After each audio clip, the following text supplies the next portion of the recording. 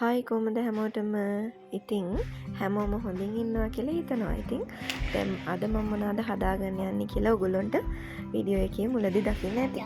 ඉතින් අද හරීම වැසි දවසක්. අද සෙනසුරාදා. අපි කට්ටියම ගෙදර. ඉතින් ඉන්දියාප්ප කන්න ඕනේ කියලා හස්බන්ඩ් කිව්වා. බබත් ඉන්දියාප්ප කන්න හරි ආසයි නිසා මම ඉන්දියාප්ප හදාගන්න තමයි යන්නේ. ඉතින් මම පිටි ටිකක් දාගෙන වතුරේකට ලුණු ටිකක් මික්ස් කරගෙන ඉන්දියාප්ප එක පිටි එක අනා ගන්න තමයි යන්නේ. ඉන්දියාප්ප ඇත්තටම ගෙදර හදාගන්න හරිම ලේසි විදියක් මම ඔයගොල්ලන්ට අද කියලා දෙනවා. මේ ක්‍රමේදී භාජන හොදන්න නැහැ, ගොඩක් වෙලා යන්නේ නැහැ, එපා වෙනකන් ඉන්න දෙයක් නැහැ. මම ඉන්දියාප්ප හදන්න පාවිච්චි කරන්න ගන්නේ රයිස් වලේ ස්ටීම් එක. ඉතින් අපි තුන්දෙනාට හොඳටම ඇති ඒකේ තියෙන ඉඩ නිසා මම කීප පාරකට ඉන්දියාප්ප ටික ඒකට දාගෙන හිමීට හදා ගන්නවා. දැන් මම මේ ඉන්දියාප්ප පිටි එක අනා ගන්න යන්නේ මොකොත්ම මම දාන්නේ නැහැ. ලුණුයි වතුරයි ඇල් වතුරයි විතරයි දාලා මික්ස් කරගන්න. මේක අර කඩෙන් ගන්න ඉන්දියාප්ප පිටි පැකට් එක. ඉතින් අද ඇත්තටම මේ තියෙන සීතලට කන්න හිතෙන්නෙම නැති තරම් මේ ඉන්දියාප්ප එකට දැන් මම මික්ස් එක හදාගෙන ඉවරයි. මම මේ ස්ටීම් එකේ තමයි මේක තඹ ගන්න යන්නේ. ඔයගොල්ලන්ට පේනවා ඇති. බබා ඇවිල්ලා පස්සෙන් තට්ටු දාලා යනවා. එයාටත් ඕනේ අතරම වීඩියෝස් වලට ඉන්න. මම එයාම වීඩියෝස් ෆොටෝස් වලට මෙච්චර කාලෙකට දැන් එයාට අවුරුදු 4ක් Facebook ගාන මොකද කරලා නැහැ. අද මම පොල් ගාන දවස. ඉතින් මේ පොල් ඉවරයි, ගාගටපුවා ඉවරයි, කිරි හදාගටපුවා ඉවරයි, ඔක්කොම ඉවරයි. ඉතින් මම දැන් අද පොල් ගාන්නත් ඕනේ. ඉතින් මම මේ පොල් විතර ගාලා තවදමත් දෙකකට විතර කිරි අරේන්ජ් කරගන්නවා, පොල් වෙනම අරේන්ජ් කරගන්නවා, අද වෙනත් ගන්නවා. මම අනිවාර්යෙන්ම පොල් කැඩුවොත් ඒ වතුර එක බොනවා. ඒ වගේම පොල් බලන දවසට මම අනිවාර්යෙන්ම පොල් සම්බෝලත් එක්ක තියෙන මෙනු එකක් තමයි හදාගන්නේ. මගේ වීඩියෝස් බලන්නේ දැන් එක දන්නවා Facebook පොල් වීඩියෝස් බලපුවම අනිවාර්යෙන් පොල් සම්බෝල හදන්න මට සෑහෙන ආසාවක් තියෙනවා. මොකද එහෙම හදපු ගමන් හරි රසයි. අද මම ඉන්දියාප්ප හදන්න ලේසි විදියක් ඔයගොල්ලන්ට කියලා දෙනවා කියවනේ. මම කරන්නේ වට්ටි මොකුත් යූස් කරන්නේ නැහැ. මෙන්න මේ කෙසෙල් කොලේ අරගෙන කෙසෙල් කොලේ ස්ටීම් එකේ ගානට රවුමඩ කපා ගන්න ඕනේ. කපාගෙන ස්ටීම් එකට වසන්න පුළුවන් ගානට රවුමඩ කපා ගත්තා නම් අපේ වැඩේ සාර්ථකයි.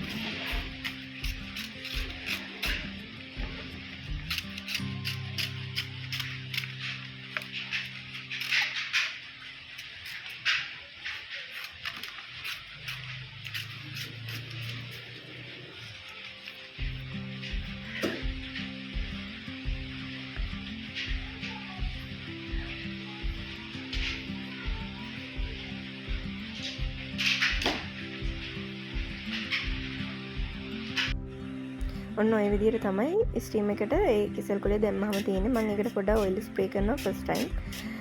ඒ පාර දැම්මට පස්සේ ආයෙ ඔයිල් ස්ප්‍රේ කරන්න ඕනේ නැහැ. පළවෙනි පාර විතරම තමයි දාන්න ඕනේ. නැත්නම් ඉන්දියාප්ප එක හදාගන්නකොට ඒකට දැම්මම ඇලෙන්න බලන නිසා තමයි එහෙම කරගන්නේ. දැන් මම මේ ඔක්කොම අතරමැද්දේ පොල් පී හදාගන්නවා, බිත්තර කිරි හොදි හදාගන්නවා, පොල් සම්බෝල එක හදාගන්නවා, ඉන්දියාප්ප එක හදාගන්නවා. ඔය ඔක්කොම ටික අර ඔක්කොම එකට වෙන අතරතුර තමයි කරන්නේ. ඒක හරි ඉක්මනට වැඩ ටික ඉවර කරගන්න පුළුවන්. ඉතින් මම මේක ගන්න ඕනේ පොල් ටික බ්ලෙන්ඩර් එක දාලා කොටාගෙන තියා ගන්න ඕනේ පොල් ටික මේ බොක්ස් එකට දාලා අයින් කරගන්නවා.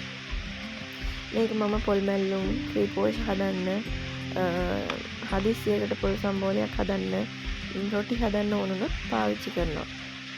ගොඩක් වෙලාවට කිරි වලට නම් ගන්නෙ නැහැ. එතකොට මේ මට ඒක එන විදිය සෙට් නැහැ. නිසා මම අර දේවල් වලට තමයි මේ ගා ගන්න පොල් එක තියාගන්නේ. මම දැන් පොල් සම්බෝලයට ටිකක් ඉතුරු කරගෙන ටිකක් කිරි ගන්නවා, ටිකක් ඉතුරු කරනවා. ඔක්කොම ටික කරනවා. මේ පොල් සම්බෝලයට ගන්න පොල් ටික මම ගොඩක් වෙලාවට වැඩ කරනකොට හරි ඉක්මනට වැඩ ටික ඉවර කරගන්න පුළුවන් විදිහට තමයි වැඩ ටික කරන්නේ. ගොඩාක් වෙලා අරගෙන උයන කිරීමට කාලය යවන්න මම කැමති නැති නිසා ඉක්මනට වැඩි වැඩ කරගන්න පුළුවන් විදිහ තමයි යන්නේ. මෙන්න මේ විදිහට තමයි මම ඉන්දියාප් එක අර චිකන් පොඩට දාන්නේ. මේක ජම්බෝ සයිස් ඉන්දියාප් එක. අර වට්ටිය කියන පොඩි සයිස් එක නෙවෙයි ජම්බෝ සයිස්. සාමාන්‍ය ඉන්දියාප් 3ක් විතර මේකට සෙට් වෙනවා. මෙන්න මේ විදිහට තමයි ඒකට ඉන්දියාප් එන්නේ.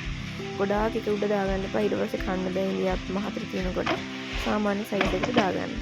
දැන් මම පොල් ටික බ්ලෙන්ඩ් කරගන්නවා.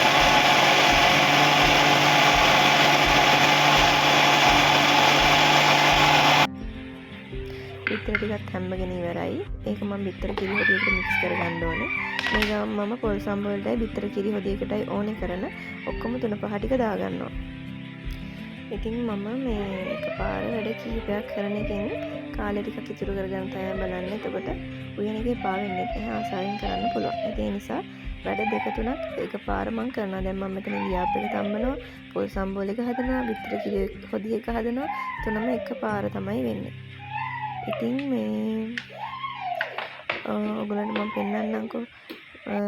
මම ගෙදර ගස් 2-3ක්ම රම්පේ වවලා තියෙනවා. ඒනට මට රම්පේ කඩන්න පහළ යන්න කම්මැලි නිසා මම උඩත් පැලයක් හදාගෙන තිනවා. ඒක මට හදිසියකට කඩා ගන්න තමයි මම ඒක පැල කරලා තියෙන පොඩි පෝච්චි එක.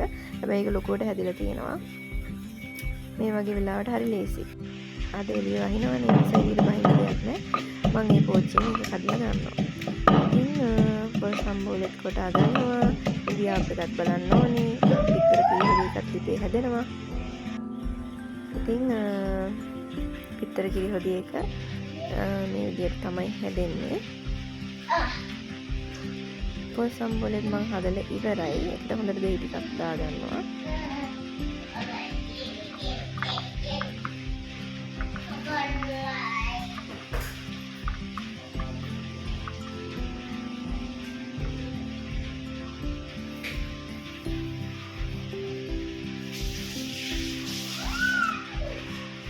ඉතින් අර වතුර අල්ලන්න බැරි තරමටම සීතලයි.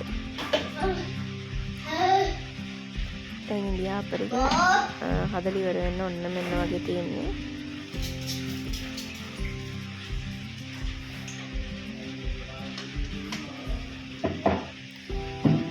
ඉතින්